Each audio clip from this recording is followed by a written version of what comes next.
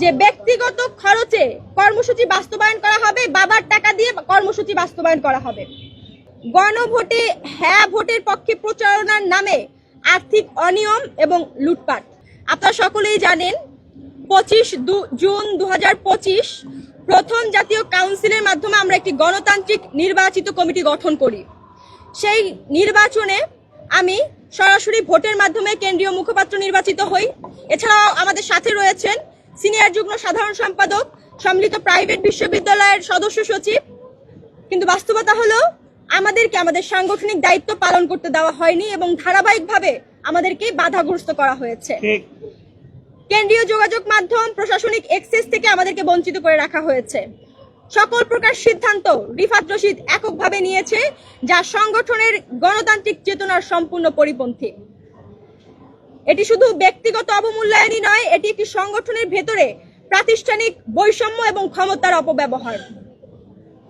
সাংবাদিক ভাইরা এবং দেশবাসীর কাছে আরো একটি বিষয় আমরা স্পষ্ট করতে আজকে এখানে উপস্থিত হয়েছি, সেটি হচ্ছে গণভোটে হ্যাঁ ভোটের পক্ষে প্রচারণার নামে আর্থিক অনিয়ম এবং লুটপাট। এখানে আমরা সবচেয়ে গুরুত্বপূর্ণ এবং গুরুতর অভিযোগটি তুলে ধরছি।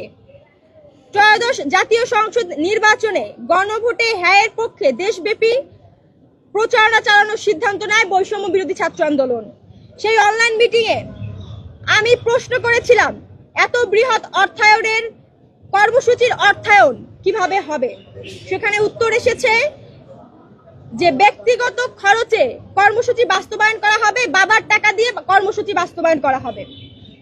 কিন্তু পরবর্তীতে কোন ব্যক্তি, কোন সংগঠন কিংবা কোন প্রতিষ্ঠান থেকে ফান্ড সংগ্রহ করা হয়েছে এবং তা কিভাবে ব্যয় করা হয়েছে তা কেন্দ্রীয় মুখপাত্র, সিনিয়র যুগ্ম সাধারণ সম্পাদক, সম্মিলিত প্রাইভেট বিশ্ববিদ্যালয়ের সদস্য সচিব, আহত সেল সম্পাদক হওয়া সত্ত্বেও আমাদের কারো কাছে সেই সম্পর্কিত তথ্য উপস্থাপন করা হয়নি, বরঞ্চ গোপন করা হয়েছে।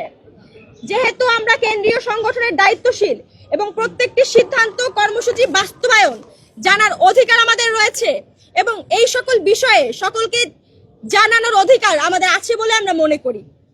আমরা বারবার জবাবদিহিতা চেয়েছি, প্রত্যেকবারই বিষয়টিকে অস্বীকার করা হয়েছে, এড়িয়ে যাওয়া হয়েছে। উল্টো আমাদেরকে ব্লেম দেওয়া হয়েছে যে আমরা সংগঠনকে অস্থিতিশীল করতে চাই, সংগঠনকে ভেঙে দিতে চাই, তার জন্য এই ধরনের কথা আমরা উত্থাপন করছি। সর্বশেষ 12 তারিখ কেন্দ্রীয় মিটিংয়ে তারা এটি স্বীকার করতে বাধ্য হয়। একটি ফাউন্ডেশনের মাধ্যমে কমপক্ষে 1 কোটি টাকা তারা ফান্ড সংগ্রহ করেছে। কিন্তু গুরুত্বপূর্ণ প্রশ্ন হলো, দেশ ও জাতির কাছে আমাদের গুরুত্বপূর্ণ প্রশ্ন, সংগঠনের কর্মসূচির জন্য গোপনে অর্থ গ্রহণ করায় এখানে স্বচ্ছতা এবং ন্যায়ের প্রশ্ন উঠেছে এবং তারা এখানে অন্যায় এবং অস্বচ্ছতার জড়িয়ে গিয়েছে। কেন এই ফান্ড সংক্রান্ত বিষয়ে কেন্দ্রীয় কমিটিকে অন্ধকারে রাখা হয়েছে? এমনকি আমাদের জেলা কমিটি থেকে শুরু করে অনেকগুলো ইউনিট কমিটিও এই ব্যাপারে, অধিকাংশ ইউনিট কমিটিও, অধিকাংশ বলতে গেলে আমরা যদি বলি আমাদের প্রায় সবগুলো কমিটি, ইউনিট কমিটি থেকে শুরু করে আমাদের কমিটিগুলোকে অন্ধকারে রাখা হয়েছে ফান্ড সংক্রান্ত বিষয়ে। প্রপার তথ্য এবং উপাত্ত তারা তাদের কাছে সরবরাহ করেনি এবং তাদেরকে জানায়নি, এবং সেই সাথে আমাদের কেন্দ্রীয় কমিটিকেও অন্ধকারে রাখা হয়েছে।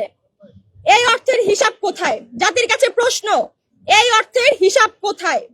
কেন একজন নির্বাচিত মুখপাত্র, একজন সিনিয়র যুগ্ম সাধারণ সম্পাদক, সম্মিলিত প্রাইভেট বিশ্ববিদ্যালয়ের সদস্য সচিব, আহত সেল সম্পাদক হওয়া সত্ত্বেও এদেরকে তথ্য উপাত্ত সরবরাহ না করে কেন গোপন করা হয়েছে? বারংবার এই বিষয়ে প্রশ্ন করা হয়েছে। সর্বশেষ 12 এপ্রিল রিফাত রশিদ একটি মিটিং কল করে। সেই মিটিংয়ে ব্যয় উপস্থাপনের পূর্বেই উপস্থিত সকলের ফোন তারা জব্দ করে নেয় এবং নিয়ে নেয়, যাতে কোনো ধরনের তথ্য প্রমাণ সংরক্ষণ করা না যায়। আমি পুনরায় বলছি, 12 তারিখ একটি মিটিং কল করা হয় রিফাত রশিদের মাধ্যমে। সেই মিটিং এর অর্থ ব্যয় উপস্থাপনের পূর্বেই সকলের ফোন জব্দ করে নেওয়া হয়, সকলের ফোন নিয়ে নেওয়া হয়, যাতে কোনো ধরনের তথ্য উপাত্ত আমরা সংরক্ষণ করতে না পারি।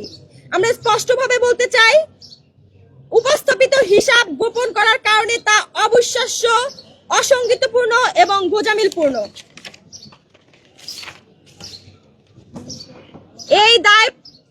এই পুরো প্রক্রিয়া পরিকল্পিত আর্থিক অনিয়ম, সম্ভাব্য আত্মসাতের ইঙ্গিত বহন করে। দায় এড়িয়ে স্বৈরাচারী পদ্ধতিতে অবৈধভাবে সংগঠনকে তারা স্থগিত ঘোষণা করেছে। যখন আমরা বারবার জবাবদিহিতা চেয়েছি, ঠিক সেই মুহূর্তেই সংশ্লিষ্ট দায়িত্বশীলরা তারা পদত্যাগের ঘোষণা দিয়েছে এবং একটি রাজনৈতিক দলে যুক্ত হওয়ার প্রস্তুতি নেয়। এরপর তারা সাংগঠনিক কোনো প্রকার আলোচনা ছাড়াই, কোনো বৈধ প্রক্রিয়া অনুসরণ করা ছাড়াই বৈষম্য বিরোধী ছাত্র আন্দোলনকে অবৈধভাবে স্থগিত ঘোষণা করে। সবচেয়ে উদ্বেগজনক বিষয় হলো তারা বৈষম্য বিরোধী ছাত্র আন্দোলনের কেন্দ্রীয় ভেরিফাইড ফেসবুক পেজটিকে ব্যবহার করে একটি প্রেস রিলিজ চাপিয়ে দেয়।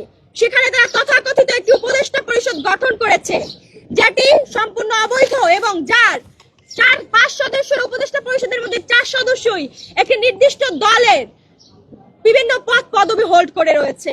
আমরা এখানে উল্লেখ করতে চাই, যেহেতু তাদের তরফ থেকে আমরা কোনো ধরনের তথ্য কিংবা কাগজ পাইনি যে কোথা থেকে আমাদের ফান্ডটি এসেছে এবং কিভাবে ব্যয় হয়েছে, সেটির জন্য আমরা প্রপার তথ্য এবং উপাত্ত পেতে বাংলাদেশ ব্যাংকের কাছে একটি চিঠি লিখেছি, যাতে বাংলাদেশ ব্যাংক খুব দ্রুত এই তথ্য উপাত্তটি আমাদেরকে সরবরাহ করে যে কিভাবে ফান্ড এসেছে, কোন থ্রুতে ফান্ড এসেছে, এবং এই বিষয়গুলো যাতে আমরা পরবর্তীতে বাংলাদেশ ব্যাংক থেকে তথ্য উপাত্ত পাওয়ার পরে আমরা পরবর্তীতে প্রেস ব্রিফিং এর মাধ্যমে আপনাদের সাথে উপস্থাপন করব। এখানে আমাদের অভিযোগ রয়েছে যে আমাদের কেন্দ্রীয় কমিটি অবৈধভাবে তারা স্থগিত করেছে এবং এই প্রক্রিয়ার সাথে যুক্ত রয়েছে সাবেক সভাপতি রিফাত রশিদ, মুখ্য সমন্বয়ক হাসিব আল ইসলাম এবং সাংগঠনিক সম্পাদক মইনুল ইসলাম, এবং অর্থ সদের সাথে সংশ্লিষ্ট রয়েছে সভাপতি রিফাত রশিদ, মুখ্য সংগঠক হাসিব আল ইসলাম এবং দপ্তর সম্পাদক সাদাত হোসেন এবং লিগা